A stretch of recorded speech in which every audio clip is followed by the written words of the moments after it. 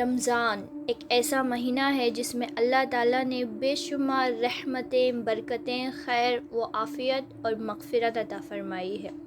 یہ مہینہ اتنا مبارک ہے کہ اللہ تعالیٰ نے اپنی کتاب یعنی قرآن مجید کو اسی مہینے میں نازل فرمایا، اور اس مہینے میں بندے کے گناہ معاف ہو جاتے ہیں، درجات بلند کیے جاتے ہیں اور جہنم سے آزادی ملتی ہے۔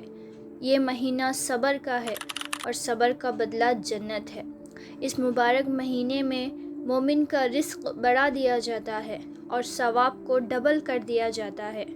ایک فرض ادا کرنے سے 70 فرض ادا کرنے کا ثواب ملتا ہے، اور ایک نفل ادا کرنے سے فرض کے برابر۔ یہ رمضان کا مہینہ بندوں کے لیے اللہ تعالیٰ کے طرف سے ایک اسپیشل گفٹ ہے۔ فرمایا رسول اللہ صلی اللہ علیہ وسلم نے، جب رمضان آتا ہے تو جنت کے دروازے کھول دیے جاتے ہیں، جہنم کے دروازے بند کر دیے جاتے ہیں اور شیطان قید کر دیے جاتے ہیں۔ جو شخص رمضان المبارک کی راتوں میں ایمان اور اخلاص کے ساتھ عبادت میں گزارے گا، اللہ تعالیٰ اس کے پچھلے سب گناہ معاف فرما دیتے ہیں۔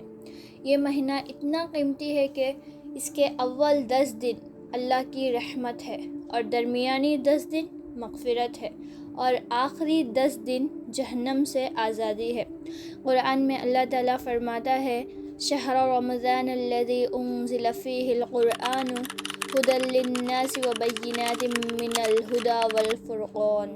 رمضان کا مہینہ وہ ہے جس میں قرآن نازل کی گئی، جو تمام انسانوں کے لیے ہدایت ہے، اور آپ صلی اللہ علیہ وسلم نے فرمایا، قرآن شریف اور روزہ بندے کے لیے سفارش کریں گے، اے پروردگار تو اس کو بخش دے اور اس پر رحم فرما۔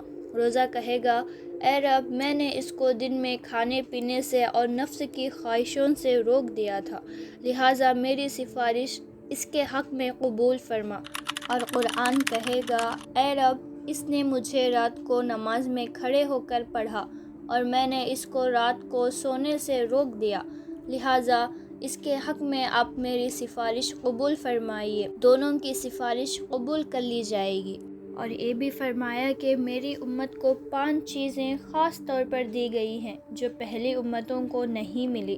پہلا یہ کہ روزے دار کی منہ کی بدبو اللہ تعالیٰ کے نزدیک مشک کی خوشبو سے زیادہ پسندیدہ ہے۔ دوسرا یہ کہ روزے دار کے لیے سمندر کی مچھلیاں تک دعا کرتی ہیں اور افطار تک کرتی رہتی ہیں۔ تیسرا یہ کہ جنت ان کے لیے ہر روز سجا دی جاتی ہے۔ چوتھا یہ کہ شیطان کو قید کر دیا جاتا ہے، اور پانچواں یہ کہ رمضان کی آخری رات کو روزے دار کی مغفرت کی جاتی ہے۔ اللہ تعالیٰ فرماتا ہے، اے ایمان والوں، تم پر روزے فرض کر دیے گئے ہیں جس طرح تم سے پہلے لوگوں پر فرض کیے گئے تھے، تاکہ تمہارے اندر تقوی پیدا ہو۔ رمضان المبارک کی ہر شب و روز میں اللہ تعالیٰ کے یہاں سے جہنم کے قیدی چھوڑ دیے جاتے ہیں، اور ہر مسلمان کے لیے شب و روز میں ایک دعا ضرور قبول ہوتی ہے۔ رمضان کے مہینے میں اللہ تعالیٰ عرش اٹھانے والے فرشتوں کو حکم فرماتا ہے کہ اپنی اپنی عبادت چھوڑ دو اور روزے داروں کی دعا پر آمین کہا کرو۔ حدیث میں ہے کہ صوموا تصحوا، روزہ رکھو صحت مند رہو گے۔ روزے دار کے لیے 2 بڑی خوشیاں ہیں۔ ایک خوشی اس وقت حاصل ہوتی ہے جب وہ افطار کرتا ہے، دوسری خوشی اس وقت ہوتی ہے جب کہ وہ اپنے پروردگار سے ملاقات کرے گا۔ لہٰذا تم پابندی کے ساتھ رمضان کے روزے رکھا کرو، اور رمضان کے روزے ہرگز نہ چھوڑو۔ اگر سخت بیماری یا لمبا سفر کی وجہ سے روزہ چھوٹ جائے تو اس کی قضا رکھ لو، کیونکہ ہر چیز کا موسم اور سیزن ہوتا ہے، موقع ہر چیز بدلتی رہتی ہے۔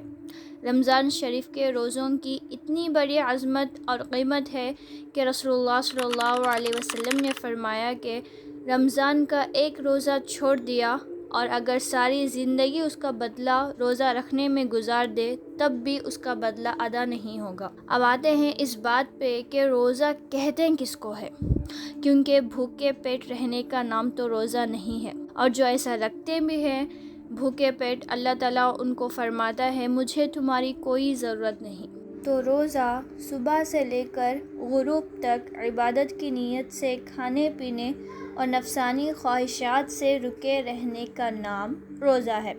عربی زبان میں روزہ رکھنے کو صوم اور روزہ کھلنے کو افطار کہتے ہیں، اور رمضان شریف کے روزے ہر بالغ مسلمان مرد اور عورت پر فرض ہیں۔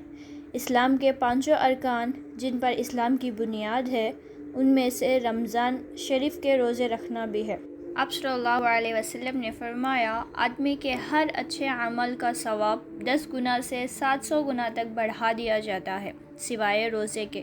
اس کے بارے میں اللہ تعالیٰ ارشاد فرماتے ہیں کہ وہ بندے کی طرف سے میرے لیے ایک خاص تحفہ اور میں ہی اس کو اپنی مرضی کے مطابق انعام و ثواب دوں گا۔ روزہ صحیح ہونے کے لیے نیت شرط ہے۔ روزے کی نیت یہ ہے کہ اپنے دل میں اللہ کی رضا حاصل کرنے کے لیے روزہ رکھنے کا ارادہ کریں، اور زبان سے کہنا ضروری نہیں ہے۔ رمضان شریف اور سنت و نفل روزوں کی نیت کا وقت غروب آفتاب سے لے کر آدھے دن تک ہے، لیکن صبح صادق سے پہلے ہی نیت کر لینا افضل ہے۔ ان کیس اگر کوئی سحری کا وقت ختم ہونے کے بعد نیند سے بیدار ہوئی تو وہ بغیر کھائے پیے بھی روزہ رکھ سکتی ہیں۔ اس مبارک مہینے میں خاص طور پر فرض نمازوں کی پابندی کرتے ہوئے نفل نمازیں بھی ادا کریں اور قرآن شریف کی تلاوت زیادہ سے زیادہ کریں۔ لا الہ الا اللہ اور استغفار کثرت سے پڑھیں اور اللہ تعالیٰ سے جنت کا سوال کریں اور دوزخ سے پناہ مانگیں۔ ان باتوں کا خاص خیال رکھیں۔ اس مبارک مہینے میں بہت سخاوت کرو، محتاجوں کو خوب دو، بھوکوں کو کھلاؤ، نوکروں کا کام ہلکا کر دو اور روزے داروں کا افطار کرایا کرو۔ صحابہ رضی اللہ عنہ نے عرض کیا، یا رسول اللہ صلی اللہ علیہ وسلم، ہم میں سے ہر شخص تو اتنی طاقت نہیں رکھتا کہ روزے دار کو افطار کرائے۔ تو آپ صلی اللہ علیہ وسلم نے فرمایا، پیٹ بھر کھلانے پر موقوف نہیں ہے، یہ ثواب تو اللہ تعالیٰ ایک کھجور سے کوئی افطار کرا دے یا ایک گھونٹ کوئی لسی پلا دے، اس پر بھی مرحمت فرما دیتے ہیں۔ بہت مرد و عورت بیڑی، سگریٹ اور پان کھانے کی عادت ہونے کی وجہ سے روزہ نہیں رکھتے۔ یہ لوگ بھوک و پیاس سے تو بچ جاتے ہیں، لیکن قبر اور حشر کی سختیوں اور دوزخ کے عذاب اور بھوک اور دوسرے عذابوں سے بچنے کی فکر نہیں کرتے۔ سوچو، آج ہم دنیا کی گرمی برداشت نہیں کر پا رہے ہیں تو کل جہنم کی گرمی کو کیسے برداشت کریں گے؟ اور اللہ تعالیٰ کے یہاں وہی شخص پسند ہے جو اس کی رضا کے لیے اپنی بھوک و پیاس کو برداشت کرے۔ رمضان المبارک کی ایک خاص عبادت ہے نماز تراویح، جو سنت مؤکدہ ہے اور جو اپنی الگ شان رکھتی ہے۔ اس کے ذریعے مسجدوں کی رونق بڑھ جاتی ہے اور عبادت میں شوق پیدا ہوتا ہے۔ عشاء کی فرض اور سنت نمازوں کے بعد پڑھی جاتی ہے۔ اگر کوئی بغیر کسی بیماری کے اس نماز کو چھوڑ دے تو وہ گنہگار ہوں گے۔ بہت سی عورتیں یہ سمجھتی ہیں کہ تراویح کی نماز صرف مردوں کے لیے فرض ہے، عورتوں کے لیے نہیں۔ یہ بالکل غلط ہے، مرد اور عورت دونوں کے لیے پڑھنا ضروری ہے۔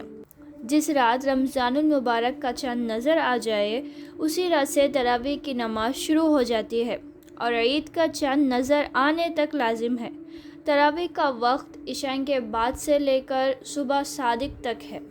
تراویح کی نماز کی نیت 2 رکعت سے کریں، 10 سلاموں سے 20 رکعتیں پڑھیں اور ہر 4 رکعت کے بعد تھوڑی دیر وقفہ کریں۔ اس وقفے میں دعا، ذکر جو چاہیں کریں اور یہ دعا پڑھنا بالکل بھی نہ بھولیں۔